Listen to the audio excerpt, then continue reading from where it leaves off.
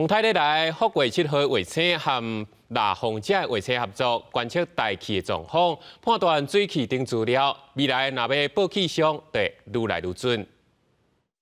火箭发射成功，咱国家太空中心主导台美合作的台湾第一粒家己制造的气象卫星“大风者”，去年10月顺利升空，甲已经发射的福卫7号卫星合作，最近提供国家级海象加气象的观测资料。可以再补充我刚刚讲的，就是海面上温度、湿度、压力的资料，配搭上这个我们可以在陆地上的。 可以量到的资料，然后让这个就是输入气象预报模式的资料更为完整。福卫7号它是所谓的眼睛观测，比较属于大气里面密度的变化，像是温度啊、湿度啊这些。如果说真的要拿来看说，相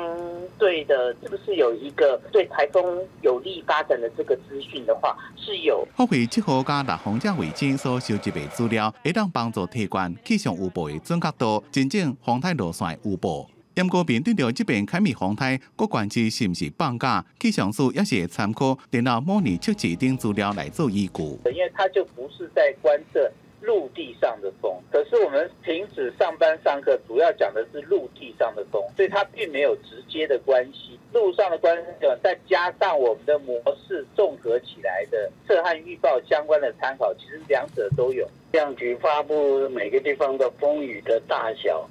各县市自己来做判断，因为台风本身来讲，它的结构现象不一样，哪个现象在什么位置，每个地区发生的风雨时间上都有所区别。总统赖清德早起伫咧视察中央灾害应变中心时阵，气象署也讲，甲国家太空中心合作，运用福卫7号等卫星所收集的资料，用伫咧气象的辅助影响。也拿太空中心也甲这款资料，甲全世界各地合作对象分享，共同合作来弥补海面风台等气象观测资料无够的所在。